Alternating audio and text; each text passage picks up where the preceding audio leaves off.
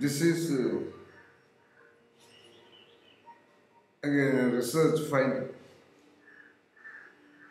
Anything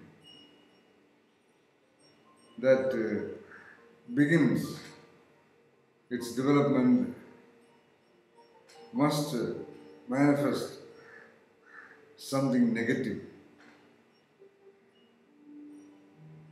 error, mistake, not okay, unpleasant, painful, or the so-called negative or bad, anything. From the innocent first faltering steps of walking of a child to the first word, the first attempt of working out something by a great creative thinker or a scientist or a philosopher or the new activity of a genius. That next step can begin only in the negative. Gradually, when the adult grows into much more possible, probable freedom where he or she can do something which will make a difference in their life or in the life of people, again they repress that inspiration because of the fear of mistake, fear of the first negative or bad or erratic steps.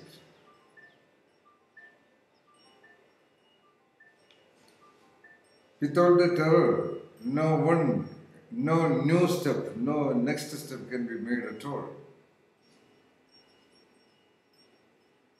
Especially for a beginner.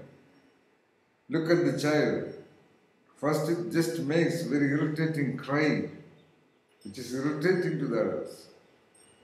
Later the same cry becomes music, proper dialogue.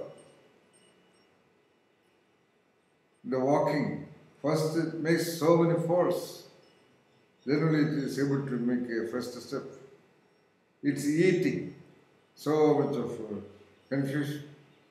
It's speaking, which it does at a later point of time so fluently and frequently into great orations. Super great talks in the history of the world. You're such an individual. Started with the faltering or negative or erratic steps, cycling, or learning of music or dance or um, gymnastics or various games and sports, or learning in the schools.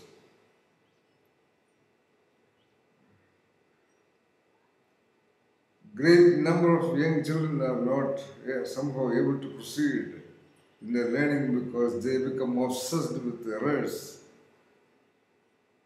They realize that if they try to learn, there will only be errors. To avoid errors and failures, they stop learning.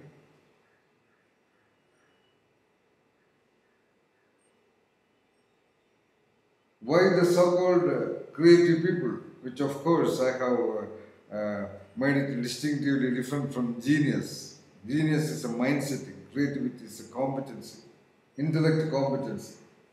The so-called creativity often tends to begin in the evil, the negative, the unpleasant way. Any creative person, individual, if he is true to himself or herself, would be aware that when he or she was a young boy, an adolescent, first wanted to destroy the world. If at all they turned around to become saints and mystics and sages, it was kind of a sublimation of their anger, their rebellion with the existing whatever of the world. But a great majority become victims of that negative step. They end up thieves and so-called criminals and antisocials and terrorists and greedy traders and so on and so forth. Or for example, those who take alcohol, liquor. The beginning is always kind of an erratic variation of pleasure and thrill. A great number of people take alcohol to shout and make fun and thrill and enjoyment. That's the first faltering step of taking the cycle, balancing the cycle. Here the cycle I mean the alcohol. If they control that and utilize that energy to think deeply, to apply, to talk a different language, if they apply that spirit into the engines of their intellect, their attention, their observation, their thinking, their dialoguing, their reflection, then they will see what great positive difference it makes. So they stop at the first minimum plateau of enjoying the intoxication of alcohol. Fun, everything should be fun. The great enjoyment, the ecstasy available later, they cannot tolerate. So the main point is that a great lot of evolution that is possible, probable with you, is blocked by your fear of errors. Trust yourself, you can come out of that errors. You can come out of that deviations and after a few more falls or faulty steps, you will know what is the path of the wonderful right about it, the wonderful positiveness about it. That's all.